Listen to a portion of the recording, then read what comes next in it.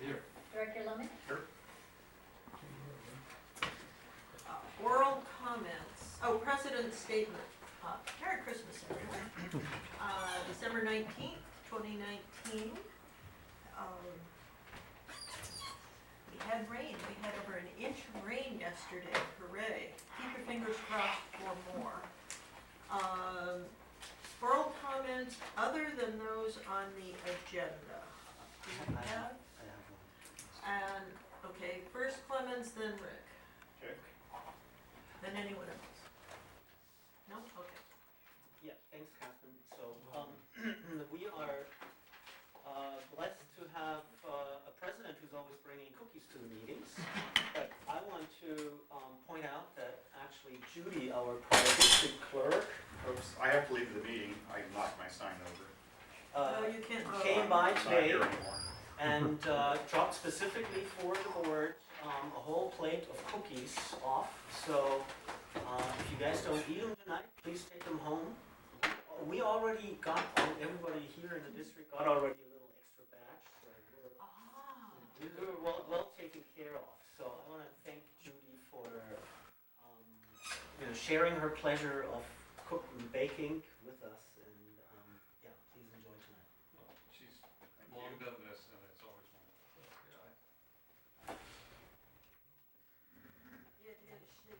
She is phenomenal, yes. And Rick, you had a comment. Quick comment is probably 99% of the world knows at midnight tonight the last edition of Star Wars is launched. Politically, sometimes I feel like we have our own dark forces to compete against and fight against. So I'd like to wish our Moss Beach and Montara communities, may the good force be with you. Thank you. The other comment?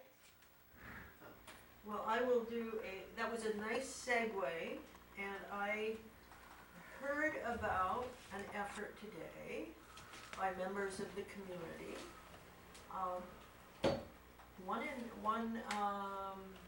Some in Moss Beach, one in Montara, and mostly El Granada and Half Moon Bay, who would like to consolidate Montara with Coastside County Water District and turn SAM into a single sewer agency and have district elections for Montara to Half Moon Bay City. Everyone who's in this district and watching, and this has been mentioned at SAM board meetings in the past by a SAM board representative from Half Moon Bay. Think about how much we have paid for our district, both for water and sewer, how valuable our independence is, and keep your ears open. It's a local issue, and I do believe we need, what is it? Vigilance is the price of eternal liberty, or something like that. I've had a migraine for quite a few Liberty is eternal vigilance. something, various Close enough, forms, close various forms. So, to the people of Montara and Moss Beach, and even El Granada, if you want to keep your independence, stay active, stay tuned, and we'll have a fun New Year. That was a good segue. Thank you for my Star Wars. No public hearing, no consent agenda, no old business, new business. We have review and possible action concerning wastewater management specialist, sewer authority mid-coastside planning level cost evaluation. And I will do the introduction of Dan Child and Keishan, whose name I can't pronounce. But Prativadi. Thank you. And Keishan is the general manager now at SAM. Keishan and Dan have been working on planning level evaluation, so this is a broad range of numbers, on what it will take just to fix the plant at SAM. That's not the outfall. It's not the pipe that connects Montara to the outfall. And I invited them to come and make this presentation to the public and the board. I think it's important that we stay fully informed on the costs that are coming to us. I think that it's important for the whole public to be aware of this. Number one, we're gonna end up paying for it. Number two, if we don't do this work, we're going to pay even more. Because having to fix things under emergency situations is very, very expensive, and then there are the fines that the regulatory agencies impose. That's what happened when one of the member agencies at SAM stymied the repairs on the intertie pipeline system. And we're paying for it. You're gonna see that in the upcoming rate studies too. So I want everyone in this community to be aware of what's going to be happening because of this. And so I will introduce Keishan and Dan, and Clemens can make his comments, and go from there. And the microphone is so people who aren't in the room can hear you. Well, thanks, Catherine. There's not much more for me to, besides thanking Dan and Kishan to be here. And I'm just going to ask you to move so I can project, actually, on the wall behind you. So, and then hand the word over to Dan. You can do that. Gotta bring your own cookies. And maybe another comment is that we actually received a little more detail on what Dan is presenting today from Kishan. We're just, in the process of reading through that and digesting that. But this is all going to be covered in Dan's presentation.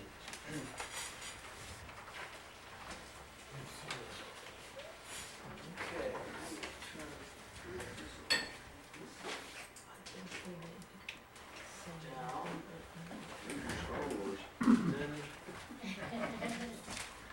Well, I have this. I'll start singing the music. Why is it not showing my screen? But that only going to be this, Oh, okay, It goes into this. goes into that, okay, good. Huh. I am baffled why this is not shown. If you want to mirror it, you want it to show what's on your screen, or you plugged in?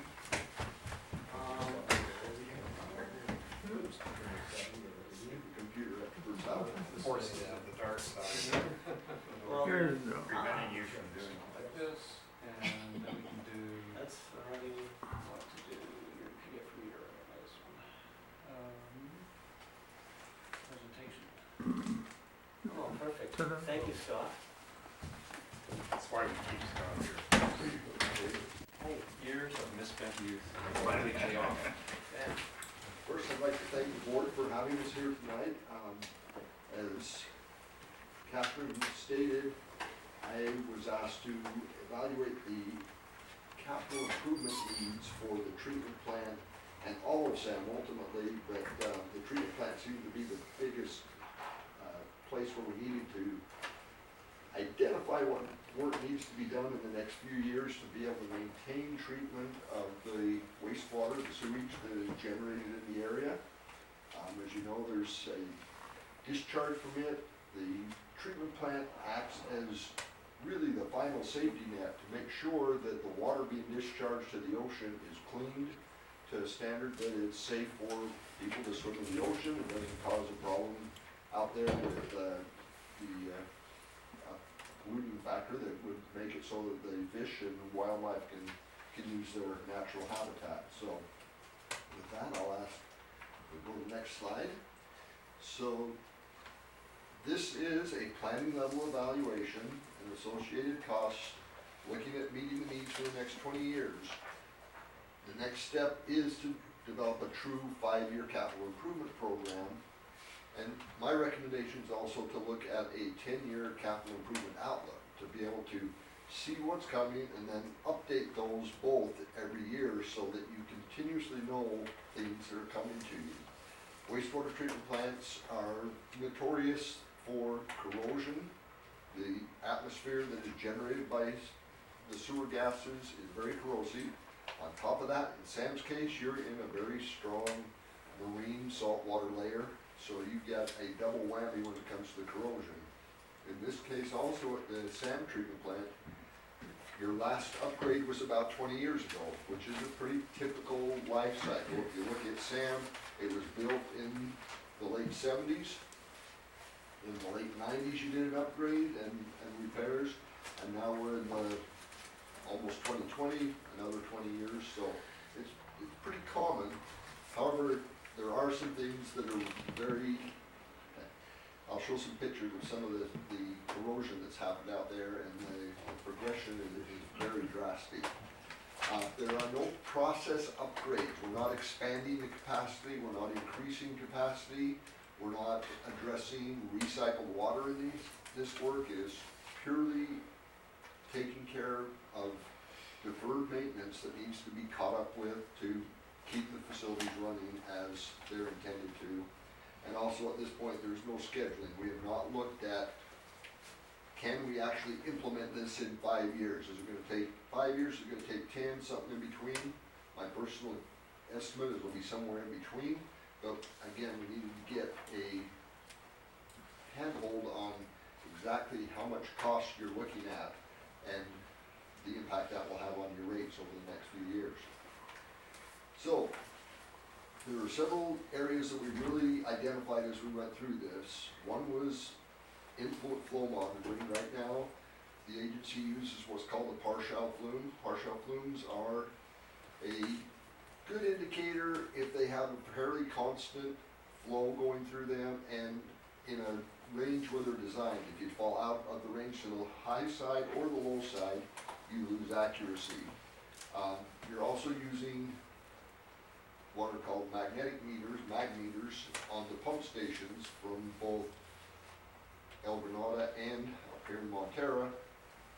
So they take the number from the partial flume and they subtract what happens at these two pump stations and determine what the other flow is coming from Half Moon Bay, which all of those have multiple errors associated with them, so it's not a very accurate method of doing it.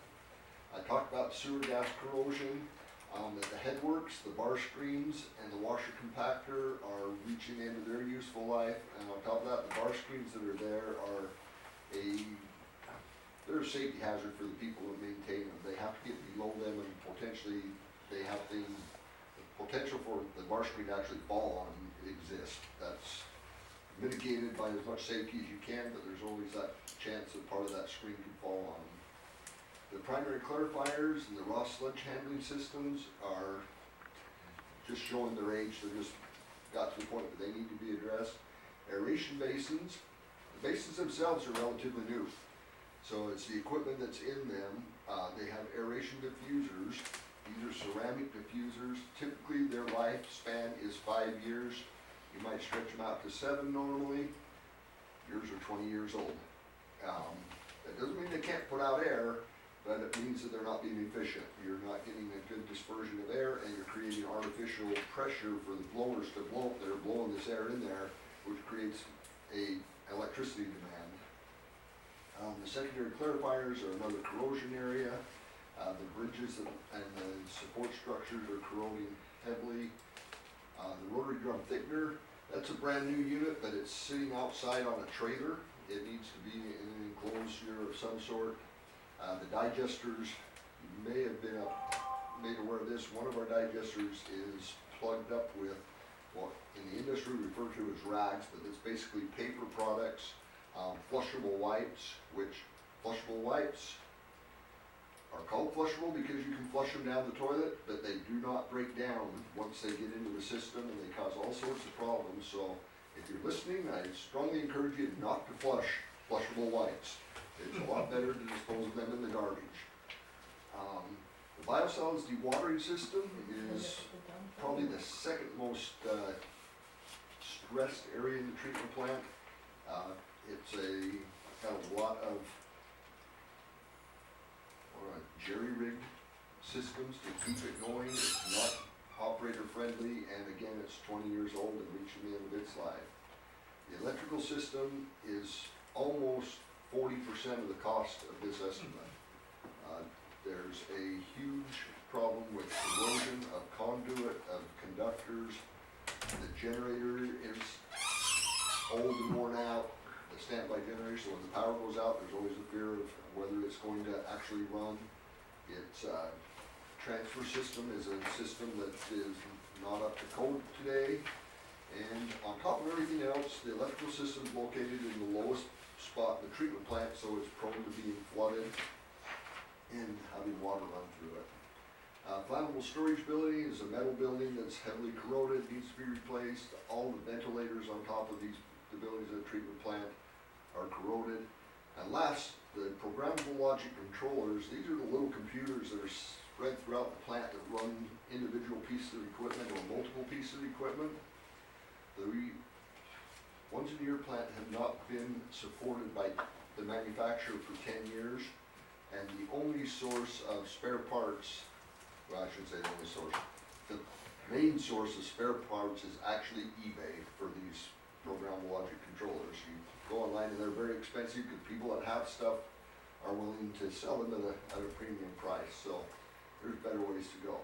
These are some pictures of the corrosion. That top left-hand one is actually an electric motor. How that thing's running, I have no idea, but it actually is running. The whole case is corroded away. Immediately underneath that is the support platform for that same motor that is corroding. The one in the center there is a base of a light post, and then you can see the walls of some of the tunnels underneath the plant have cracked, got leakage coming through them from processes, and the guys got creative there and actually put up sections of rain gutter and a funnel to get the water over to a drain so it doesn't cause a safety hazard. On the electrical side, far left again is a conduit box that's just corroded away. The second from the left is actually the main conductors going through the plant go through this box. And I talked to the electrician that does a lot of work at the plant. He told me the next time it rains I need to go down and look at this box. He says it's literally a waterfall coming out of that box. The conduit out under the ground is corroded away to the point that water runs through the system. The next one over the roof there is that flammable storage building. The roof of it's gone, and the far right is the digester. The side, that's a picture of a handrail where it's anchored into the side and it's just pulling out all the way across the building or the structure. Now there are some good things. Left there is the RDT, which stands for Rotary Drum Thickener. That's a brand new piece of equipment. This fall, to protect it, they went and bought a portable carport, and in this picture they're building that portable carport. The clarifiers, the treatment plant is operating well. The equipment that's there is functioning, but it is reaching the end of its useful life. Next. So, this cost estimate was developed as a range of costs. What we tried to do is put together our estimate of the cost, but since we're at planning levels, we'd be able to range that was from negative 30% to plus 50%, which is pretty typical of what's done at this stage in the evaluations. So we got an idea of approximately where we're going to be. It's useful for a gross budget evaluation. It is not a firm estimate at this point. We can get some tighter cost estimating once we put together a capital improvement program, get the designs done. Costs become more realistic once you do a bid opening and get a contractor on board, but honestly, your final costs are only truly known once your project is complete. So it's always good to keep that in mind, that these are broad, high-level, 30,000 foot estimates. Next. So, cost range for the project ranges from basically $12 million to $36 million with no contingency. Now, if anybody's ever remodeled anything or done this kind of work, you always run into stuff you don't expect. So we recommend that we plan on a 25% contingency for the things you don't know. When you get into a digester and look up and see the roof that's been corroded, how you can repair that. If you have to get into any channels or any equipment you just find things, so we'd like to put on that contingency just in case. With the contingency, your range goes up to 15 million to 45 million. Based on my experience in dealing with this type of thing, I'm recommended to the SAM board that they plan on a budget of approximately $40 million to address these items that we talked about. And that really, I think, is the crux of the presentation that I made to the SAM board. So, entertain any questions or? $40 million over how many years? Roughly 5, it may take 7 or 8, but I think you're planning on a 5-year window. So, one thing we have not done is really look, are we capable of implementing that $40 million worth of work in 5 years or not? There's not been that evaluation at this point. So, but I can't imagine it taking more than somewhere in that 5 to 8 at the most. Greg, I see you have a question. Well, at least one. Why don't you Go ask for it. it and then we'll go back to the board. So I read somewhere, probably in the meeting materials, that this did not include the intertie pipeline system. That is correct. Okay. At some point, can we have a discussion about why not? I don't need an answer to that now. The second thing is, does this budget include every asset that SAM owns except for the IPS-related materials? Does it include every asset being aged and spread out over time, and an allowance for reserves for the items that don't fall within the 20-year window, like certain pipes? The only reason the intertie wasn't looked at is they're already doing 2 parts actually. They're already doing a lot of work on the intertie, but the other was just a matter of from a time standpoint, I just didn't have enough time to get to everything. That was really the next phase, is to look at the intertie, the pump stations. The outfall was not addressed. Based on the most recent report we got on the outfall, it's in very good shape and needs some minor repairs that we're planning on doing under a maintenance standpoint next year. So there's a bunch of stuff left out. There's a bunch of stuff. This is the treatment plant only. Okay. Can we get at some point an estimate of what percentage of the total future capital replenishment has been covered by this and what hasn't? I don't need an answer now, We but, can get it, but I don't know it now. okay, and then the last thing is, what forecasts have been made showing this level of expenditure and what happens to the reserves being held at SAM? Have you looked at the funding streams and compared them to the outlays? There's no reserve. Oh, I know that, but I There's just no want to ask. reserve, Sam, to start with, and the purpose of getting this number out at this point is to help with the evaluations that are being made on rate setting at this point right now, and both the city of Half Moon Bay and I know Montara Water Sanitary District are looking at rate studies in the upcoming near future. So they asked me to try and get them a ballpark of what this part was going to be first, and then Okay, we'll move forward. But it So, needs, and I would say, Peter, it needs some projection over time, like we had at the water thing, of what the reserve levels are gonna be, the cash flow in and out.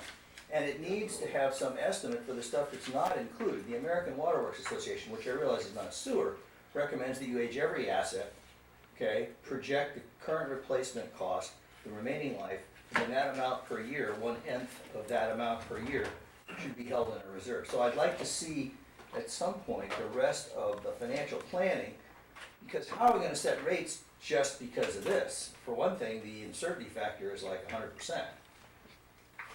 And it doesn't include a bunch of stuff, so it's a start, but it's not enough to set rates on. It is definitely a start, it is definitely a work in progress, and everything you just said is exactly what needs to be developed over the next few months. Can we have a task list that shows that, either for Sam or for us or both? Yeah. Sure. Yeah, it's, You, It's do you wanna actually- make it?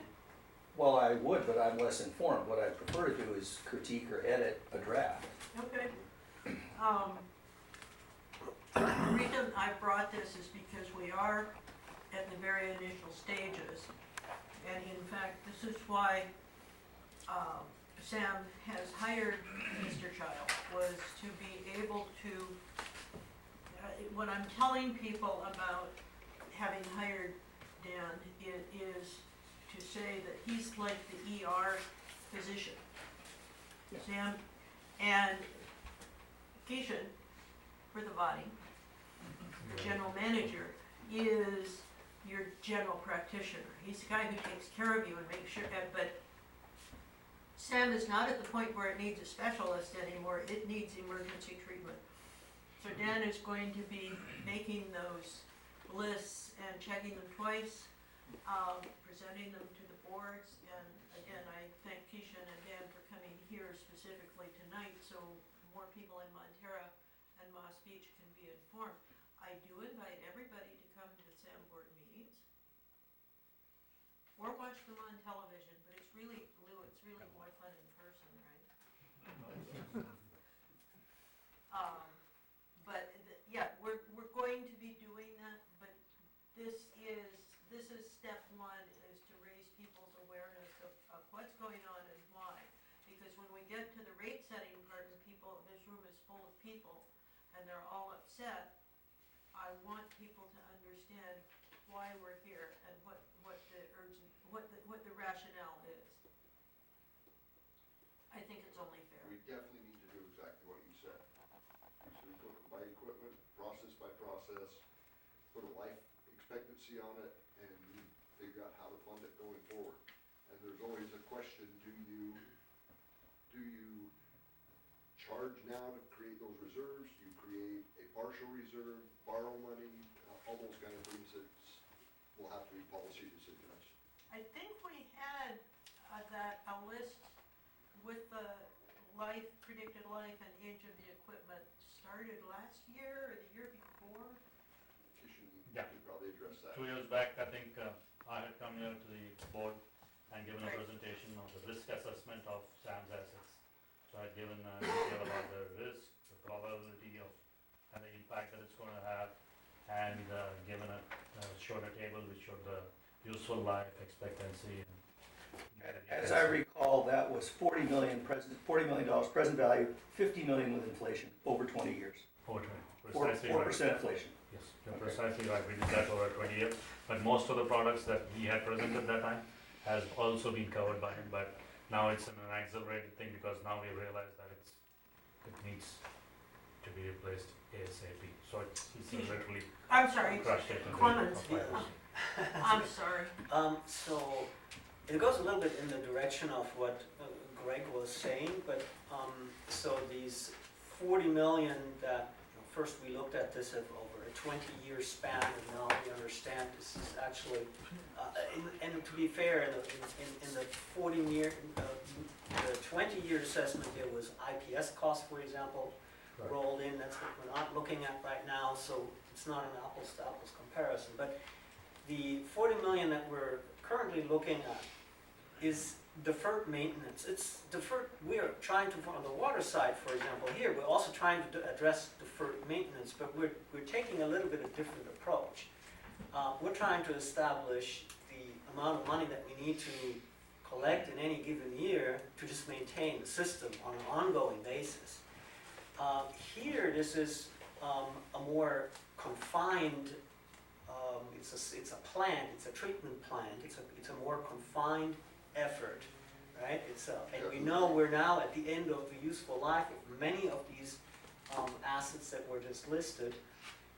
So this is something that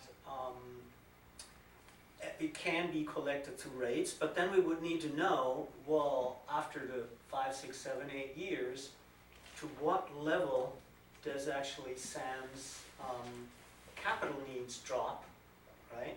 If we are looking at our sewer rates, we can't raise them for 5, we don't want to raise them for 5 years and then lower them later, so we want to be able to find the right financing mechanism for this.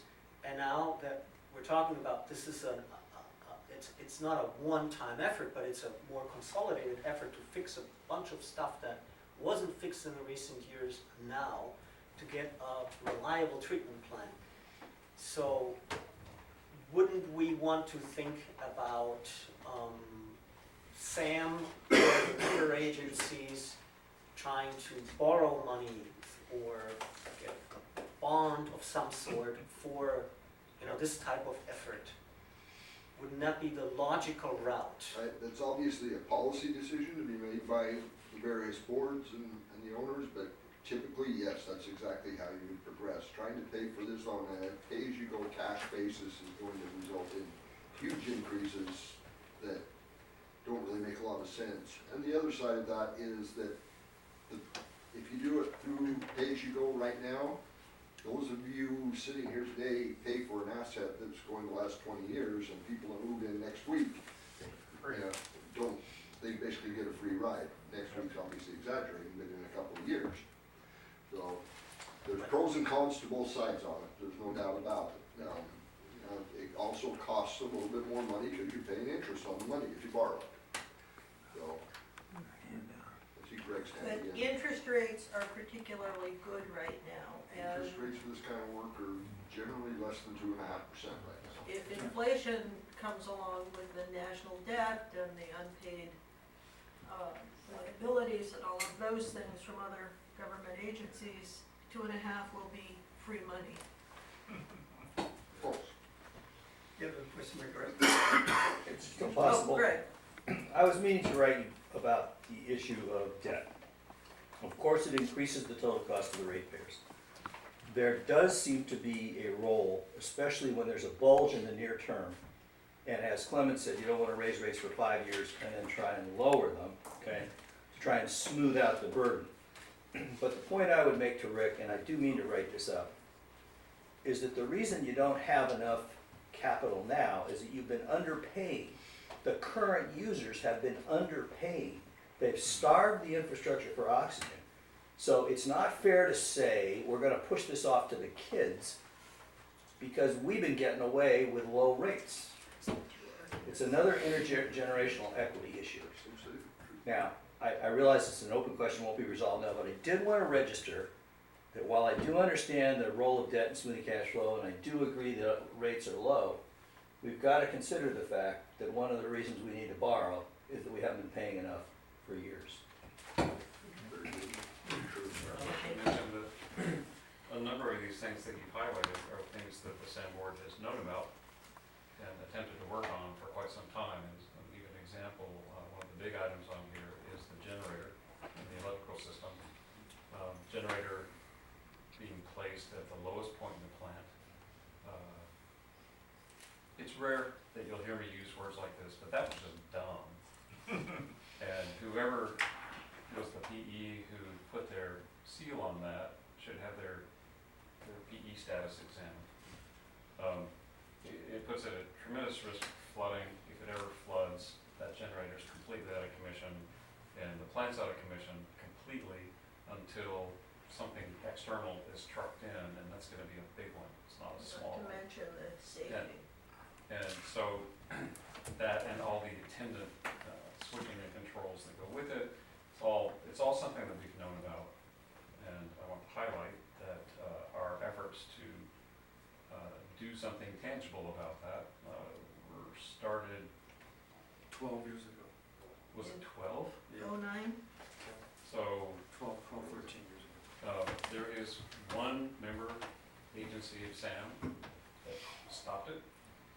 And we had some very good initial plans. What I can tell you is it's going to cost more now than it would have cost then, but the work is all the more needed. I do want to express some concern. After countless SAM board meetings, I'm really surprised by some of the condition of some of the site.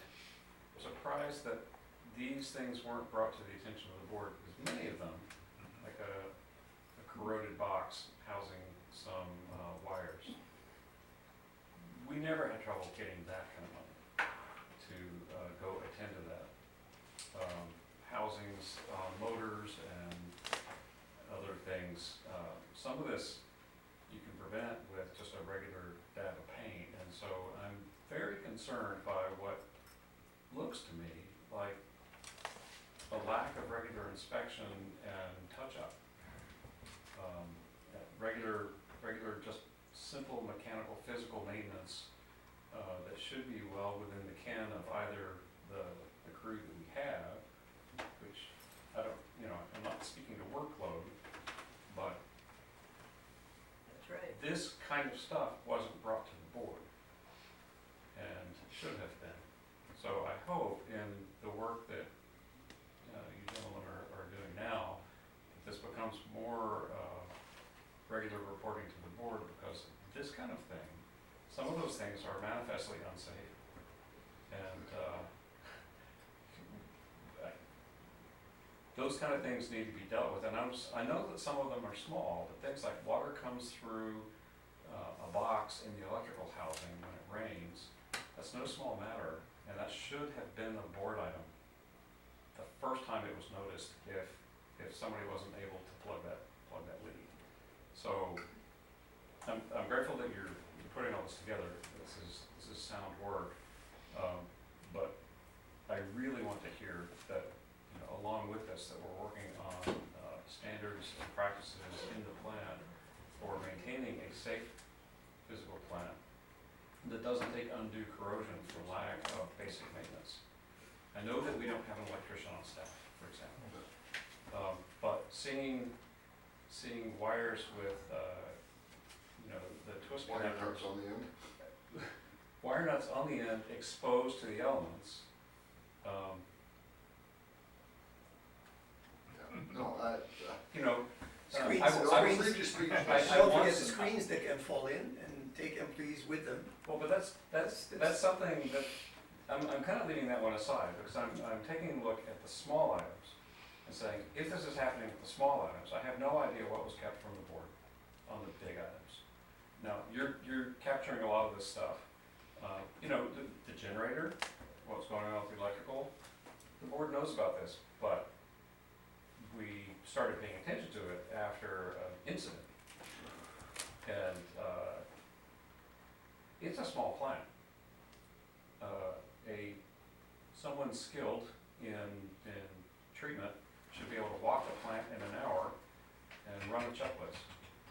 And there should be a regular schedule for maintenance, but there should also be some headroom in there for getting in there and doing work that we see an ad hoc need, and there should be some budget for calling out electrical, calling out the painter, calling out. And I'm also, two more things. One, I'm concerned with the use of materials that obviously corrode in a salt environment for construction of a plant. There's a bunch of that should have been plastic housings. And two, I don't know, but I haven't heard mention of any kind of maintenance and operations guide provided by a firm that did the plant rebuild. That's a problem. And so I want to say, okay, we're looking at some projects here. There shouldn't be any of these that don't come with a how-to guide for how to properly maintain and keep up. If we spend $7 million on doing something with the generator, part of the RFP needs to include, this comes with an O&M guide. Definitely. It's because I don't know for sure, I'm not gonna say that Corolla did an awful job for not leaving us a manual. But if they didn't leave us a manual, I'll revisit that and offer a judgment. I don't know the answer to that either. Well, let me interject, Scott, that since that plant was rebuilt 20 years ago, Yeah. how many managers and interim managers have there been cycling through? No fewer than 5. No fewer than 5. And every time somebody goes through, things fall off the table. And a lot of that is your maintenance checklist and your operations manuals and filing. Just routine things like filing. And as long as I have been on this board, which is a while, there has always been a question. Well, Sam needs more labor. Oh no, we can't afford to pay for that. And so a lot of times when people are battling bigger fires, the little things get left and that speck of rust turns into a dime size and pretty soon you don't even see it. I'm gonna point to one thing in particular, the arc flash on the bus bar. not only was the installation obviously done incorrectly, I don't know why the county signed off, or was that the city that signed City. off on that electrical installation? They mounted it horizontally so that it would hold water. But there's no regular inspection schedule for it either. And that cost us a fortune. And beyond that, a hole this size in a copper bus bar means that there was an arc flash large enough that it could have killed someone or several someones. And that kind of condition should be impossible to set up in a plant that has daily inspections. And I want to be just as clear as possible that the operational practices of the people on the site need to reflect, pride in the work, which manifests in a clear and safe work environment. And that means you see something rusting out, it doesn't stay rusting out for long. You see something improperly installed. The bus bar, I came along about the time that Corolla was finishing up the work on that plant. And at the time didn't have the kind of awareness that I've since developed, but that kind of thing happening on our watch is bad. And we need a bit of a reset in our mentality about how we are attending to the thing. And we've got people there every day. And as a board member, you're showing me pictures that I haven't seen. Why is that? So we need to fix that. With that, thank you for this. I'm looking forward to seeing this in some kind of spreadsheet form, so it's more detail. I know you've done a lot of work here. I'm grateful for your presentation tonight. Thank you. Any more questions, comments? Thank you very much. Thank you for coming out tonight. You have a certification. Okay, item 2, review and possible action concerning appointment of board officers and committee assignments for 2020. Thank you, Catherine. As every year, we prepared a chart that shows the assignments for this current calendar year. We had some changes through the year because Director Marshall was replaced, and some of the committees he was on, I think Rick substituted for some of those. So that's reflected in the 2019 appointments, and there's an open position for 2020 appointments. So the recommendation is to appoint district officers and committee assignments for 2020. Gentlemen, shall we? So let's start with president.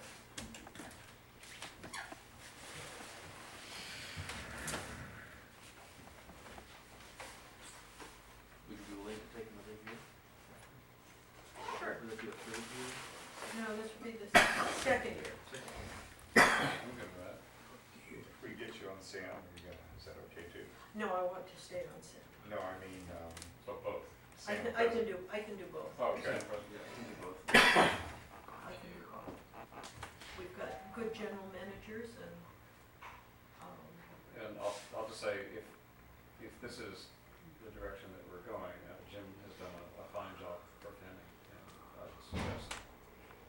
he gets our meetings out in record time. Actually, that last one was pretty quick, wasn't it? The one before. 1 o'clock in the morning. Let us sing your praises. It's, Okay, so I'll stay as president, Jim will stay as pro tem. Rick, would you like to stay as secretary? Well, I think maybe we could work in our new board member here. Well, I was thinking Some of we these. could ask our new board member if he'd like to be treasurer. Okay. Would you I would like to be treasurer? yes. I think that I'm would be, interested in financial aspects. I think that would be wonderful, and Scott can, I Jen, very and Jim can be the secretary I pro tem. very much am looking, I'm desirous of being the last in order secretary pro tem. That Yes. would be fantastic. And Jim will follow you on that. No, he's got to come before me. Oh, he's gotta come before you, I okay. don't mind being before you, it's fine. So the board of directors, I will remain as president, Jim will remain as pro tem, president pro tem. Secretary will be Rick Lohman, treasurer will be Peter Decker, secretaries pro tem will be Jim Harvey and Scott Boyd, in that order. Agency representatives, SAM representatives, Trying to scroll up and it doesn't work. I would suggest, are you left-handed? No, it doesn't scroll. I thought the other computer was scrolling. At least you're not scrolling on the I paper. kind of like punch. No, I got it here. I just, It's a different you kind shouldn't of do issue. different computers on different days, that's all. SAM representatives, I'd like to stay on SAM. Rick, do you want to stay on SAM? I'd prefer to stay for now. Okay, and the alternates then will be Scott Boyd, Jim Harvey, and Peter Decker. That way we make sure we've always got two members there. CSDA member, Rick, do you want to stay on that? With all For this. now, I'd like to maybe, look to the future, dragging Peter in some of this stuff, Good. next round. So with Scott, Jim, me, and Peter as the alternates then. Aqua member, do you want to do that, Rick, still? Been doing it for now. I think we can spread this out a little bit next year. Okay, why And don't, everybody, Peter, would you like to be the alternate Aqua member? Sure. Um, I've just done the course. The Aqua, okay, good, fabulous. Standing committees, budget and finance. Just to comment on the aqua, to be specific, I want to make it clear that we're talking about not only the Association of California Water Agencies, but also the Aqua Joint Powers Insurance Agency. So there's Both of them. two organizations under Aqua, just so that we have that for the If you record. would make a note when you publish this next time. does that have to be the same person, or do we want, Can we put Peter on the insurance? You know, get the rolling Aqua faster? JPIA meetings are happening at the Aqua meetings, so it would be advantageous to send one board member to the Aqua Yeah. meetings, because, I mean, one is our insurance, essentially, our workers' comp insurance. So there's a little that goes along with that, but we have a seat on the board. So my recommendation is that it's one representative and one alternate. Yeah, I like to be the alternate. For now, I'm limited mobile-wise, so I don't mind stepping in every now and then when it's really necessary, but on a regular basis, for the next 6 months, I'm somewhat limited. Understood. Okay, Okay. Okay, budget and finance, the treasurer is generally budget and finance. I'd like to And see Peter replace me on that. you'd like to see, yes, since he's treasurer. Is there anybody else who would like to replace me on budget and finance? Since we have rate studies coming up, and it is going to be I think it should be a fairly busy committee, but it's particularly critical now. I like to give it a try if no one Okay. objects. Go for it, Jim. Okay, so the Budget and Finance Committee will be Peter Decker and Jim Harvey. Is everybody in agreement? Yep. Good. And Scott, you have a burning desire to be on that committee. I've done that, I wouldn't want to keep you from having your hand, trying your hand at it. Okay, Personnel, that's Jim and I'd like to stay on that with Jim. We have been working on a, sort of what's the word I'm looking for, is a more of a systemic, way of doing evaluations. The past ones that I have in my records are all, each one is different, and I think that's not productive. I think we need to make sure we have concrete, measurable goals, and so I would like to be able to work with Jim and with the board to get us there over the next year. Ad hoc committees, recycling solid waste, We're not gonna be doing a whole lot with that, are we? Let's just leave that with Jim and I. Well, there is the composting that's coming up Right, next year, most likely. We have to talk about this. okay. Outreach newsletter, that's Jim and I, and we haven't been doing much on that. Allison, helping there? We will be, legislative, that's me, cause I go to Sacramento anyway. Planning committee, it's a public works plan. That's me and Jim. Rick, would you like to do that? But that's also the water committee, isn't that correct? The old water committee? I think maybe. That, oh, public works plan is water, yes. Yeah, right. You're right, Jim. So, It is. so, Would you I'd and like Rick to, like to do I'd that? like to stay on it. Okay, why don't you and Rick do that then? Okay. You don't mind, Rick? I don't think we No. need a big wave committee. Anybody see a reason? No. I think it's moving along without a committee at this point. It's heading into operations as opposed to planning, I think. We could put the connection fee committee into the budget and finance committee. I don't see a reason for a separate connection fee committee. Good. Sure. And, yes? So the connection fee committee is an ad hoc committee, and the Yeah. finance committee is a standing committee. Oh, okay, so that Different. was, that, it has to do with the, announcing the meetings and, keeping minutes. Don't see the need for a connection fee committee, but If the subject comes up, it should be handled by budget and finance. That's it. And strategic plan progress. We haven't had a report on that, I haven't looked at it in a while. I think we should take a look at that and see where we are. Do you mind serving on that with me? Yeah, I think that's fine. Or I think would we've you like been to- kind of drowned I in think the, I have enough to do, Okay, getting into. I think we've been kind of drowned in the details of the lawsuits and everything like that, so it's been harder to look at the strategic stuff when we're dealing with all the day-to-day, so. yeah, well, we should sit down and we should do that, we can talk about Okay. that. So, is that, I mean, the board can at any time establish a new ad hoc committee, but Right. is there a need at this time to think about a committee of some sorts? Is there a need for a new committee that we're forgetting right now? It's an opportunity to think through this.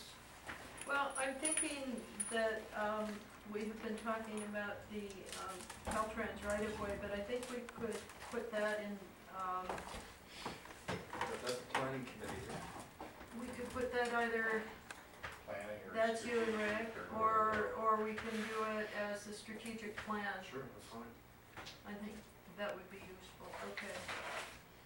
Okay, moving on to general manager's report. Do we need to vote?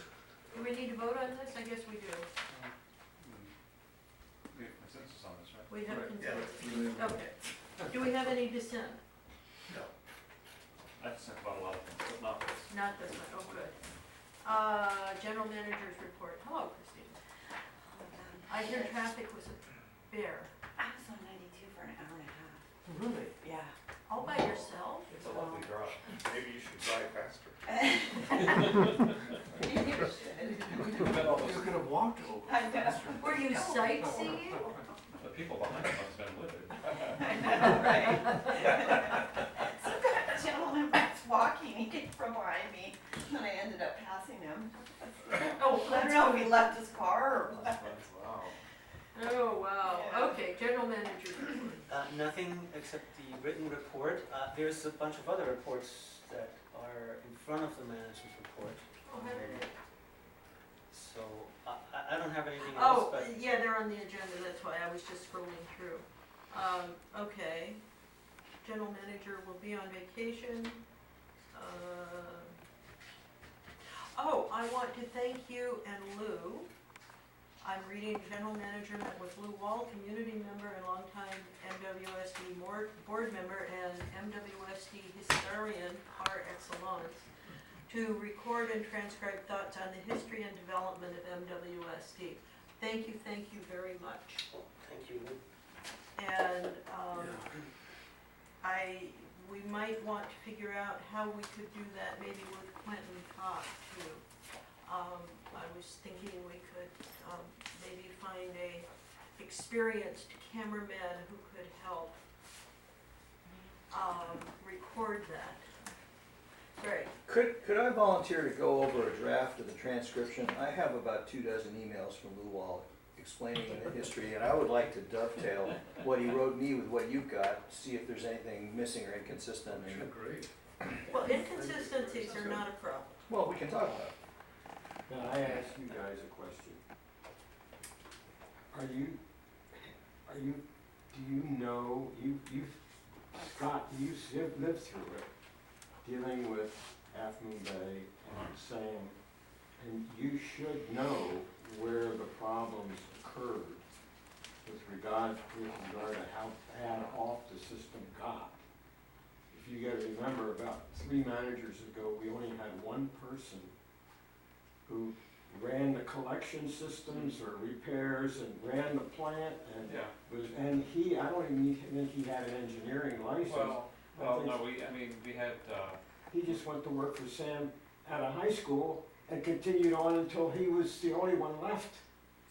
that's not entirely fair. Experience counts. No, because we at one point had, pretty much one senior person in collections who knew the whole system, and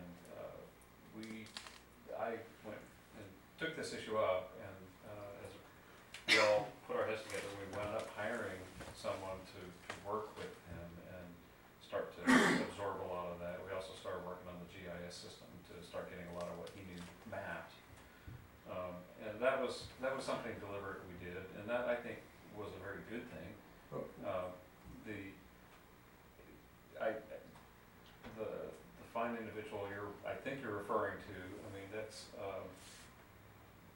he's now been retired for a bit, Right. and much of what we saw tonight, some of that stuff rots out pretty quick, so I don't know how much of that happened when, but what I do know is that the turmoil with the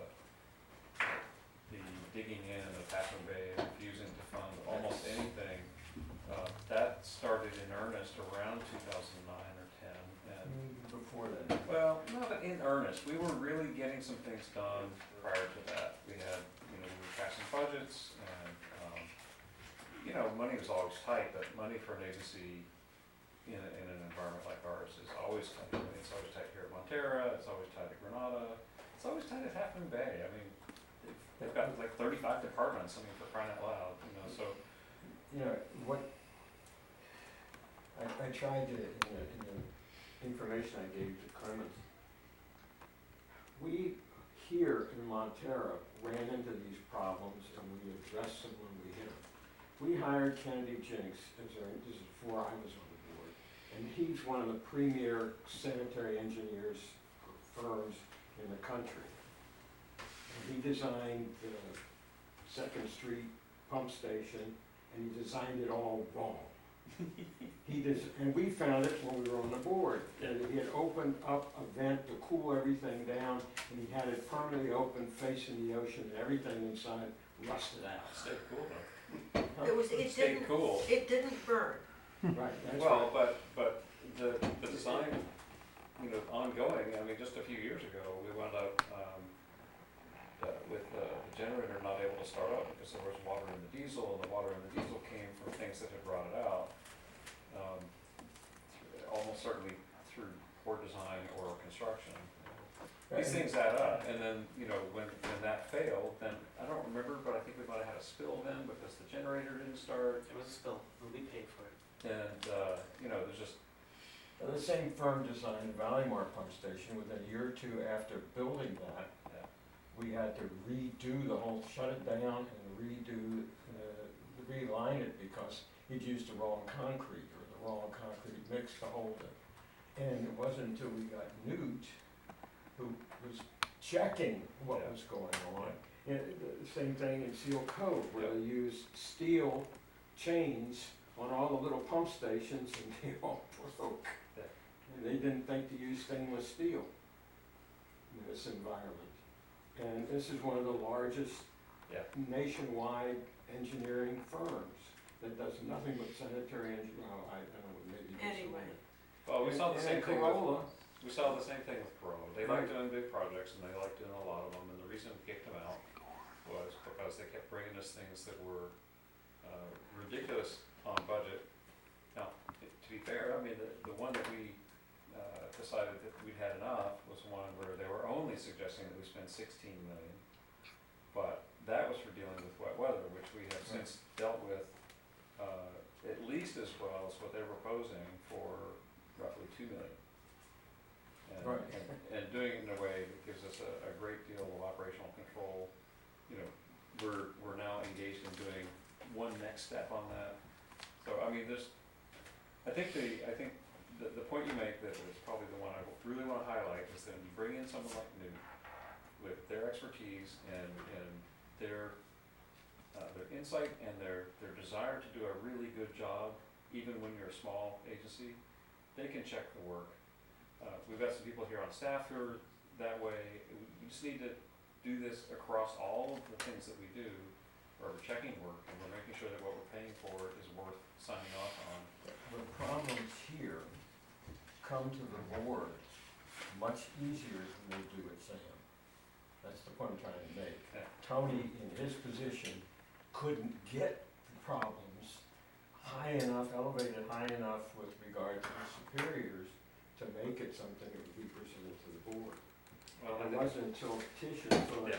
he retired and they brought in Tisha and gave the other responsibilities to Tim, Yeah. that they split it up and they gave Tisha the job to do what George had done for us years before. And that is figure out, well, it's been in 10 years and it's only got a life of 15 years, well, I better start planning for the replacement of it in the next 3 years. And that's what Tisha was doing. And I think based on what Giles just presented was really the basis for that was the work that Tisha's been doing for the Well, last 10 years. and some of the basis for that was the work that SRT did back in '09. Because a lot of what we're seeing in here, this is not news. Speaking, okay, so moving on with the agenda. Okay, look, we have reports and, sewer authority and co-siders. If you'd like to report about the meeting, I will report about the finance committee meeting for today. I called up the agenda here.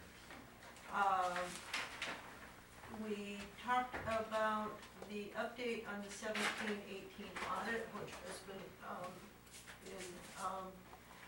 somewhat of a delayed and a mess. It will be done, it is expected to be done completed on January 15th. It will then come to the Finance Committee on January 17th and to the Board on January 27th for approval. I did ask about the difference between QuickBooks and Tyler, and George, who is working on this project, said Tyler is much better, and the Tyler system is much better, and it is allowing him to be able to get the kind of detail to the auditors because QuickBooks did not allow that, and so he's satisfied with that. Sandra from Management Partners in Sacramento is coming in a couple times a week to work on the 18-19 audit prep. So that can happen in a timely fashion, and with new software and so on, it should be a smooth sailing for that. Update on the reconciliation of financial information from 2015. George and Keisha have been working with the agency managers, and George was very outspoken. He said the reports on this never should have been released, that 86% of the information in that report was incorrect. And it was very problematic. 86%. 86%. That seems like a very precise number. George is very precise. Is that, I'm wondering if that's by word count or? I think that's the dollar amount. I think so. And so it is getting resolved, and word is it will be resolved to the benefit of both Sam and the agencies, meaning things will balance out. We're working, there is a fellow, Hussein from Management Partners, who is going to be working with Keishan and Dan to start the prep on the budget. He's working on another project right now, but he has been given the timelines that Sam adopted for getting the budget to the agencies. There may be a little bit of a delay at front, but there will be a draft for the agencies in March. And it will be ready for adoption in May, assuming the agencies all get it through their processes. Hussein is previously the finance manager for the city of San Mateo, so he has, this is like a little department budget for him when he was doing the whole city. And there was a fair amount of discussion about the facilities work, and so that's not going to be in this year's budget, in the upcoming budget, but it will be in the year after, I believe. They have hired a PR person, Allison, or engaged rather, and we ended up talking about bonds and grants for financing the work that needs to be done at SAM. And we had a long discussion, which was well received by Debbie Ruddock from Half Moon Bay and Barbara Dye from Granada, about maybe when we're talking about sea level rise, doing more of a distributed system of treatment plants rather than a centralized system with a lot of problematic piping. As long as we're going to be looking at money issues, maybe we can take this time and instead of dumping a whole lot of money into a centralized plant, we can be looking at other alternatives. Half Moon Bay is redoing its local coastal program, and it is going to be putting in public utilities zoned areas in various parts of the city. So this may work quite well for them. And so I asked that we keep a distributed treatment system in mind, because the Kingston pump station is underwater, it's below sea level, essentially parts of it. The intertie pipeline going down the highway in El Granada is, if it's not underwater, it's certainly at the tidal area. And Debbie Ruddock mentioned that the first sign of sea level rise will be the saltwater intrusion into the groundwater before the waves actually start. And given how low Granada is, they may need to split and pump both directions or move East Young plant. But I think with the amount of monies we are talking about, we need to be thinking of alternatives. One of the things that Debbie brought up actually was a project called Pure Water Monterey, a groundwater replenishment program. It's just getting started now, and we might want to follow up on that, because it would certainly be useful if we're looking at more potential saltwater intrusion. There's a lot of wells that are in use up and down the coast, the urban coast side here, and it's probably something we want to be investigating. I think that's Pajaro Valley, water agency. Well, I haven't looked at it, I just put it up now. Pajaro Valley, if it is in Pajaro. It had a 7-mile inland saltwater intrusion that was taking out all kinds of wells. And it's been an environmental disaster, so, they're trying to remedy what was done with a lack of planning. So we have contact to that water agency. Okay. And they're also using the same hydrologist as we're using, so. Oh, nice. We can get a lot of information. I think that would be very useful. So that was the committee meeting today, and we got it done in 45 minutes. It probably took me that long to report on it. I wasn't gonna say that. You're so kind. So the meeting, The full SAM meeting on December 9th, we kicked it off with a resolution commending Kevin Antonelli, who was retiring after 30 years with SAM. Pretty much everybody at SAM showed up and said great things about him. So I know we have an aging population at SAM, and that potentially will be an issue. I know they have new trainees coming in. Then we moved on to the, let me scroll down here.